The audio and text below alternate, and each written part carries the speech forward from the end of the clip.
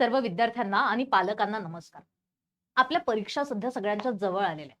मग अशा वेळेला परीक्षा जवळ आलेली असताना बरेच विद्यार्थी म्हणतात, की आमचं सगळं वाचून झालेलं आहे. एकदा वाचून झालंय, दोनदा वाचून झालंय, तीनदा वाचून झालंय. एवढ्या वेळा वाचूनही, एवढ्या वेळा अभ्यास करूनही मार्क का कमी पडतात? विद्यार्थ्यांना बऱ्याचदा आपण बघतो, की त्यांनी खूप प्रॅक्टिस केलेली असते किंवा खूप वेळा त्यांनी पुस्तकं वाचलेली असतात. पण तरी विद्यार्थ्यांना मार्क कमी पडतात ऐन एक्झाममध्ये. मग ते का होतं? मार्क कमी का पडतात? आणि मार्क तुम्हाला जर वाढवायचे असतील, तर ते तुम्ही कसे वाढवणार या संदर्भात आपण आज चर्चा करणार आहोत. ठीक आहे? तो सगळ्यात पहिले मार्क कमी का पडतात हे जर आपल्याला माहिती करून घ्यायचं असेल, तर आपल्याला शोधावं लागतं, बरोबर? आता एक साधं सिंपल मी तुम्हाला उदाहरण देते, की जर समजा तुम्हाला सर्दी, खोकला काहीतरी झालंय, बरोबर? मग अशा वेळेला तुम्ही काय करता? तुम्ही डॉक्टरकडे जातात. डॉक्टरकडे गेल्यानंतर डॉक्टर तुम्हाला काय सांगतो, की ह्या गोळ्या घ्या, ह्या गोळ्या घेऊन तुम्हाला बरं वाटेल. ठीक आहे? मग 3 दिवसांच्या, 5 दिवसांच्या काहीतरी अँटिबायोटिक्स तो डॉक्टर लिहून देतो. आता ह्या 3 दिवसांच्या, 5 दिवसांच्या अँटिबायोटिक घेतल्यानंतर सुद्धा तब्येतीत फरक काही जाणवत नाही. मग तुम्ही परत डॉक्टरकडे जातात. मग डॉक्टर काय म्हणतो, की तुम्ही आता टेस्ट करा. ठीक आहे.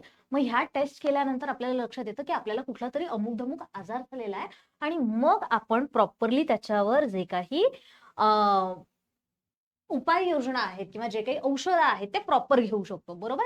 आतापर्यंत आपल्याला काय चाललेलं होतं, की आपण आपल्या पद्धतीने डॉक्टर काहीतरी एक लिहून देत होता, प्रिस्क्रिप्शन देत होता. त्या प्रिस्क्रिप्शनच्या हिशोबाने आपण मेडिकलमधून जाऊन औषधं घेत होतो आणि आपल्या औषधांवर चाललेलं होतं, बरोबर?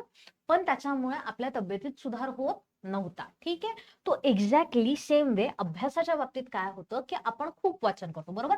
ते प्रिस्क्रिप्शन दिलेलं असतं ना, ते मेडिकलमध्ये जातो आपण आणि गोळ्या घेतो. तशाच पद्धतीने काहीतरी पुस्तकं आणलेली असतात आपण आणि ती पुस्तकं आपण खूप वेळा वाचत असतो, बरोबर? खूप वेळा वाचत असतो. पण आता याच्यामध्ये सगळ्यात महत्त्वाचं मुलांचं काय चुकतं, तर सगळ्यात पहिलं काय वाचतात मुलं तर आवडणारे विषय वाचतात, बरोबर? म्हणजे काय? मला समजा इतिहास आवडतोय. ठीक आहे. लेट्स से की मला इतिहास आवडतोय. मग मी काय करणार? इतिहासाचं पुस्तक आज घेतलं, उद्या घेतलं, परवा घेतलं.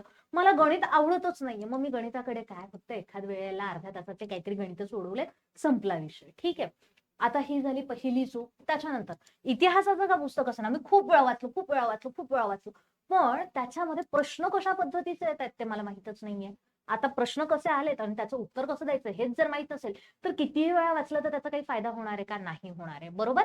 हे झालं आपल्या त्या डॉक्टरांच्या प्रिस्क्रिप्शन सारखं, की डॉक्टरांनी प्रिस्क्रिप्शन दिलेलं आहे. पण जर समजा टेस्ट केल्याच नाही, जर समजा डॉक्टरांनी ते रक्त तपासलंच नाही, तर डॉक्टरांना कळणार आहे का, की तुमच्यामध्ये नक्की काय चुकलेलं आहे किंवा काय तुमचा व्हायरस गेलेला आहे, कुठल्या बॅक्टेरियाजमुळे तुम्हाला त्रास होतोय, काय नक्की त्रास होतोय ते तुम्हाला कळणार नाही, डॉक्टरांना कळणार नाही आणि मग डॉक्टर त्यांचे त्यांचे काहीतरी प्रिस्क्रिप्शन देत राहतील. तुम्ही काहीतरी वेगळ्या वेगळ्या गोळ्या घेत राहाल आणि त्याच्याने होईल काय, अजून तब्येत खराब होत जाणार, बरोबर? मग याच्याकरता आपल्याला सगळ्यात पहिले काय करायचंय, की आपल्या चुका शोधून काढायच्या आहेत. टेस्टने काय होतं, ते टेस्ट केल्यानंतर, ब्लड टेस्ट केल्यानंतर शरीरामध्ये काय चुकलेलं आहे, शरीरामध्ये कुठल्या पद्धतीचा व्हायरस गेलेला आहे, कुठल्या पद्धतीचा बॅक्टेरिया गेलेला आहे ते लक्षात येतं. तर आपल्याला चुका जर शोधायच्या असतील, आपल्याला आपल्या चुका कळवून घ्यायच्या असतील, चुका ओळखायच्या असतील, तर त्याच्यासाठी काय करावं लागतं, आपल्याला अभ्यासामध्ये सुद्धा सेम वेने टेस्ट जी आहे ती टेस्ट द्यावी लागते, बरोबर? जोपर्यंत तुम्ही कुठल्याही पद्धतीच्या परीक्षा देत नाही तोपर्यंत तुम्हाला तुम्ही कुठे चुकतायत ते कळत नाही. मग अशाच पद्धतीने इयत्ता 4थीच्या आणि इयत्ता 7वीच्या स्कॉलरशिपच्या परीक्षांसाठी इग्नाइट अकॅडमी कडनं आम्ही घेऊन आलेलो आहोत टोटल 10 टेस्ट. ठीक आहे. पेपर 1च्या 5 टेस्ट, पेपर 2च्या 5 टेस्ट अशा टोटल तुम्हाला मिळणार आहे.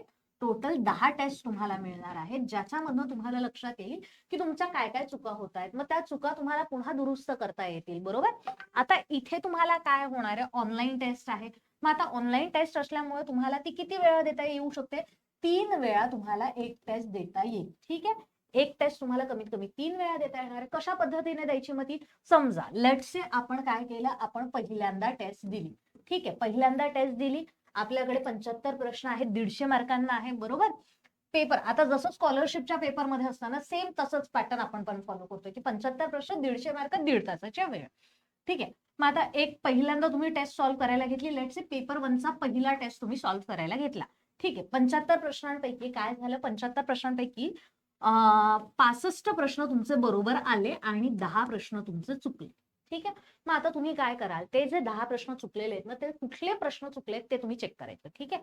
कोणते कोणते प्रश्न चुकीचे आलेले आहेत, कशा पद्धतीने त्यांना सोडवलं जाणार, ते प्रश्न पुन्हा एकदा तुमचं तुमचं तुम्ही ट्राय करायचे, सॉल्व्ह करायचे. पुन्हा दुसऱ्यांदा पुन्हा सेम पेपर दिला. ठीक आहे, आता या वेळेला काय झालं, 65च्या ऐवजी 70 प्रश्न तुमची बरोबर आली. तोच पेपर दिला, दुसरा नाही, तोच बरोबर दिला. आता काय झालं, इथे 5 चुकले. का चुकले? कारण की आपण ह्या ज्या 10 मुद्दे होते की जे 10 मुद्दे आपल्याला जमत नव्हते, त्याच्यावर आपण हवा तितका अभ्यास केलेला नव्हता. ठीक आहे, मग आपण पुन्हा तिसऱ्यांदा दिली. आता तिसऱ्यांदा दिल्यावर काय होणार आहे, आपले 75च्या 75 प्रश्न बरोबर येणार आहे. 3 वेळा टेस्ट देण्याचा फायदाच हा आहे की तुम्हाला तुमच्या चुका लक्षात येतील आणि त्या चुका ओळखून तुम्ही तुमच्या पद्धतीने, योग्य पद्धतीने त्या प्रश्नाचं उत्तर द्याल. ठीक आहे, आता एक साधं सिंपल विचार करा की आपण देतो आहोत 75 प्रश्न एका टेस्टमध्ये.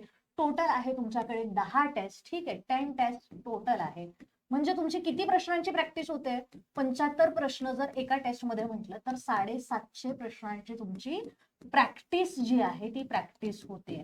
ठीक आहे, 750 प्रश्नांवर तुम्ही प्रॅक्टिस जर केली आता, तर त्याच्याने तुम्हाला काय मिळणार आहे, ऍट द एंड तुमचा रिझल्ट जो आहे तो रिझल्ट एकदम चांगला येणार आहे. ठीक आहे, अशा पद्धतीने प्रॅक्टिस करायची की आपलं कुठलं कुठलं चुकतंय, मग ते चुका काढल्या की त्याच्यानंतर मग त्याच्यावर पुन्हा आपण अभ्यास करायचा, लेक्चर्स बघायचे किंवा पुस्तकं वाचून काढायची, काय चुकलेलं आहे त्याच्यावर आपल्याला काम करता येतं. आता तुम्हाला असं वाटेल की हे एवढे प्रश्न आहेत मग खूप महाग असेल का, तर नाही. ज्या विद्यार्थ्यांनी आपल्या स्कॉलरशिपच्या बॅचेस घेतलेल्या आहेत त्या विद्यार्थ्यांसाठी हा कुपन कोड आहे. हा कुपन कोड जर तुम्ही वापरला तर तुम्हाला ही जी टेस्ट सिरीज आहे ती मिळणार आहे निव्वळ 49 रुपयाला. आणि ज्या विद्यार्थ्यांनी आपल्या कुठल्याही बॅचेस विकत घेतलेल्या नाहीये स्कॉलरशिपच्या, त्या विद्यार्थ्यांसाठी फी आहे फक्त 99 रुपये. ठीक आहे, तो 99 रुपये म्हणा किंवा 49 रुपये म्हणा, खूप मोठी किंमत नाहीये. अतिशय वाजवी दरामध्ये आपल्याला ह्या ज्या बॅचेस आहेत त्या बॅचेस उपलब्ध होत आहेत. जर तुम्हाला कुठल्याही पद्धतीचा प्रश्न विचारायचा असेल, टेस्ट संबंधित म्हणा किंवा इतर काही तुम्हाला प्रश्न पडलेले असतील, तर या नंबरवर नक्की फोन करा, जेणेकरून तुमच्या प्रश्नांची उत्तरं जी आहेत ती तुम्हाला मिळतील. थँक्यू.